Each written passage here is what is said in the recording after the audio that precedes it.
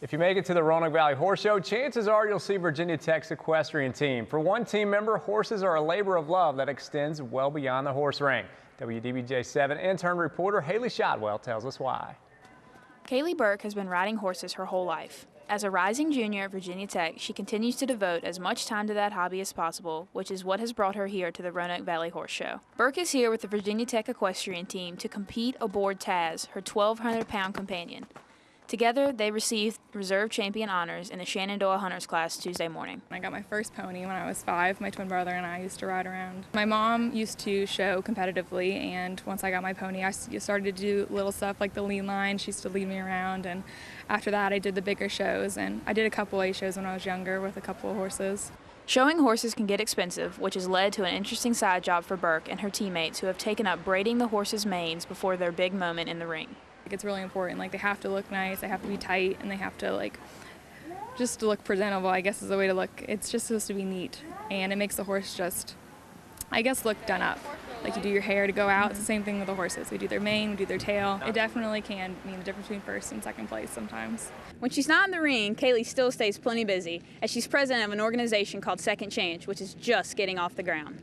It's basically an organization that helps neglected and abused horses in the area, and we try to give them a second chance. We've been raising a lot of money so that we can board a horse. We've talked to a couple barns in the area. The biggest thing is we're trying to raise this money so that we can adopt one or foster one until it can be adopted. Burke is a communications major and would like to enter the broadcast journalism field upon graduation, but horses will never be too far away. In Salem, Haley Shotwell, WDBJ7. Sports from your hometown news leader, WDBJ7. Greenbrier Classic Week is underway in White Sulphur Springs, West Virginia, where another strong field is assembled on the old white TPC course. Earlier today, WDBJ7 intern reporter Haley Shotwell caught up with two of the youngest players in the field who hope to shoot up the leaderboard this weekend. University of California golfer Michael Kim is just 19 years old, but just 2 weeks ago he finished as a low amateur at the U.S. Open. The reigning College Player of the Year is playing on a sponsor's exemption this week at the Greenbrier Classic. More than anything, I think I'm just trying to prove it to myself that I can play with some of the best players the best players in the world, and hopefully in a few years I'll be out here playing at the PGA Tour. While Kim has plans to return to Cal in the fall, fellow 19-year-old Jordan Spieth turned pro in December and is just beginning his professional career.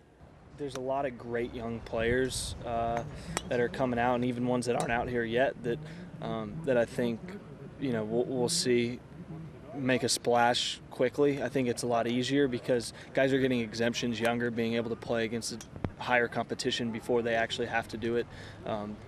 For a living, so it kind of takes a little bit of the pressure off. I played with him growing up, junior golf and college golf days, so it's awesome to see, and definitely puts a little more hope, a little more confidence in us.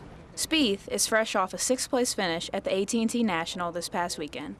Both Kim and Spieth are getting their first looks at the Old White TPC course this week. In White Sulphur Springs, Haley Shotwell, WDBJ7.